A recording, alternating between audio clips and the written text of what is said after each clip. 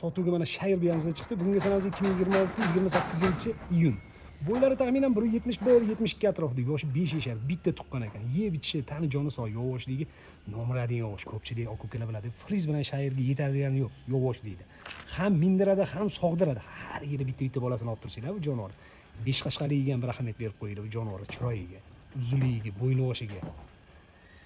Buni olgan aka-ukalarga bor yana bitta bonusi bor ekan, yonida emib turgan bir toy bor ekan, yaxshi zotli toy. Shunisini ham bonusi bilan qo'shib berar ekanlar.